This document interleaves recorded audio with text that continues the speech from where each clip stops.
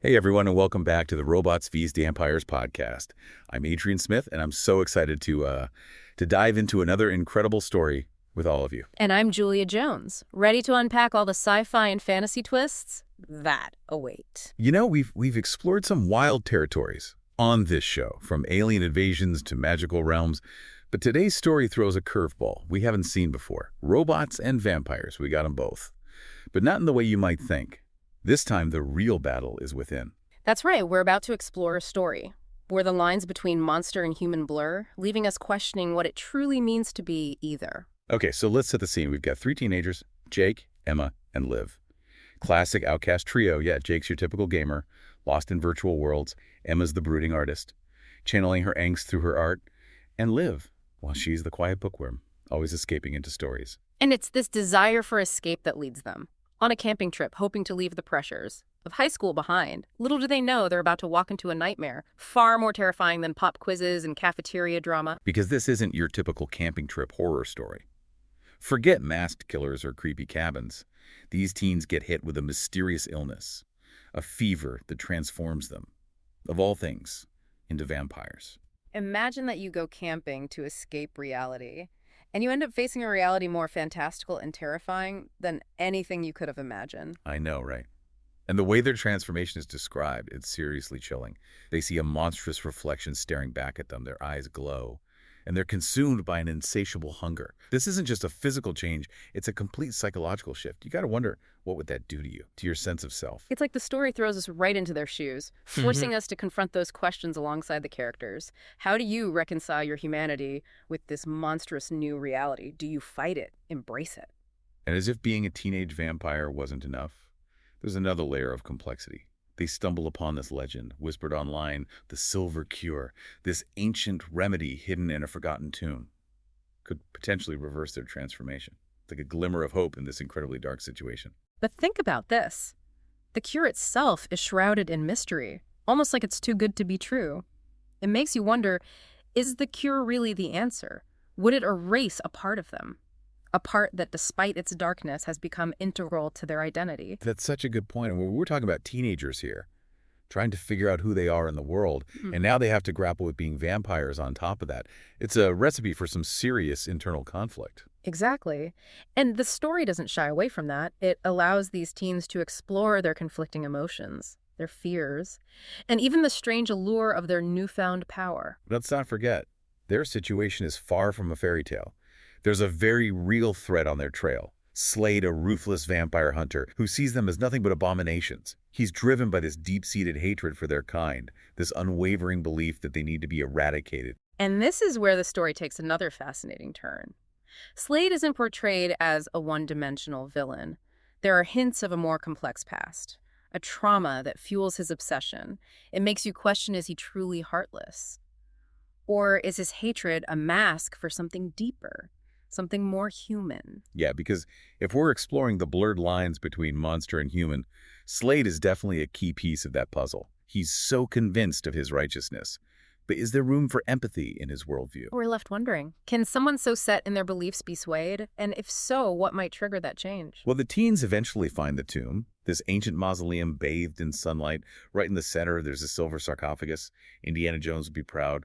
But just as they're about to reach it, guess who shows up? Slade, crossbow in hand, ready to end their lives. Talk about a cliffhanger. The author masterfully builds the tension here. We're on the edge of our seats knowing Slade's reputation, fearing for these teens who are already struggling with so much. It feels like all hope is lost, right? But then Emma does something unexpected. With blood still staining her cheek from feeding, she steps forward and pleads with Slade. She tells them they're not monsters. They don't want this life. They're just terrified kids caught in a situation they never asked for. It's a powerful moment, a testament to their resilience, their refusal to give up hope.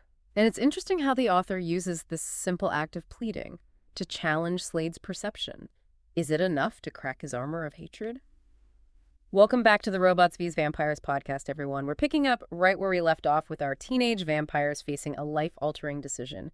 Remember, they're standing before the legendary Silver Cure thanks to a surprising turn of events orchestrated by Slade, their relentless pursuer. It's a moment brimming with tension and uncertainty relief. Yes, Hmm. but also suspicion. Can they truly trust this cure? And what does the second chance Slade mentioned really mean for them? You know what strikes me is the emotional complexity the story captures here. These teens are caught between two worlds, their humanity and their newfound vampirism. On one hand, the cure represents a way back to normalcy, a chance to reclaim their lives.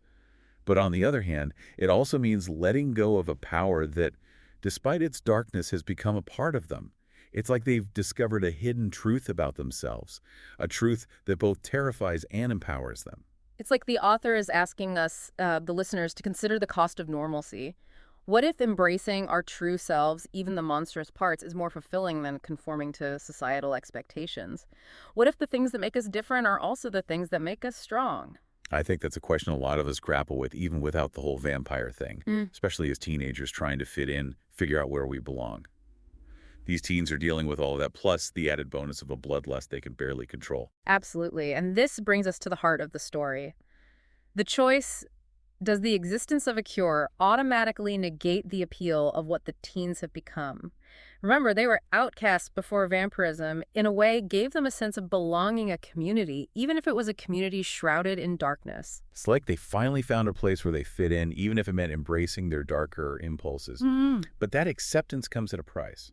The constant hunger, the struggle to control their instincts, it's a heavy burden to bear. And the story doesn't sugarcoat that struggle. It vividly portrays the internal conflict they face, the pull between their humanity and their monstrous urges. It's a constant battle, and the outcome is far from certain. So what do they choose? Do they embrace this second chance, this return to normalcy, or do they succumb to the allure of their newfound power? Well, let's not forget that Locket Liv was carrying the one her grandmother gave her. It represents her belief in the cure and the possibility of redemption, and Emma, despite her tough exterior, desperately wants to reclaim her humanity. She sees the cure as an escape from the nightmare she's trapped in. But Jake, he seems more conflicted. He's fascinated by his newfound abilities, by the strength and freedom they offer. He's drawn to the darkness, even as he recognizes its dangers. It's this internal struggle that makes his character so compelling. He represents that part of us that's both terrified and excited by the unknown, by the potential for both good and evil within ourselves. And that's what makes the story so relatable, so thought-provoking. It's not just a fantastical tale of vampires and cures. It's a reflection of our own internal battles, the choices we make when faced with our own monsters. So what happens next? Do they take the cure? Do they all agree? Well, the story takes another unexpected turn. They do choose the cure, but it's not a unanimous decision. Jake is hesitant, torn between the allure of power and the desire for normalcy. But ultimately, he's swayed by Emma's plea, by her desperate need to escape the darkness that's consuming her. So they step into the sunlight, bracing themselves for the pain, for the burning that should consume them, and Tell us, what happens? the burning is bearable. It's more of a tingle, a cleansing sensation, than the agonizing inferno they expected. The story describes it as a feeling of renewal, of something being washed away. Imagine that, like shedding an old skin, stepping into a new beginning. What a powerful image. It's like the author is suggesting that redemption is possible, that even those who've embraced darkness can find their way back to the light. But is it really that simple? Is the cure a complete reset, or are there lingering consequences to their transformation? That's the question that hangs over the story's ending. The teens walk off into the twilight, the silver cure coursing through their veins. They're no longer burning in the sunlight, but the hunger, that primal instinct, it's still there lurking beneath the surface. It's like the author is intentionally leaving us with this unsettling feeling, this sense that the battle isn't truly over.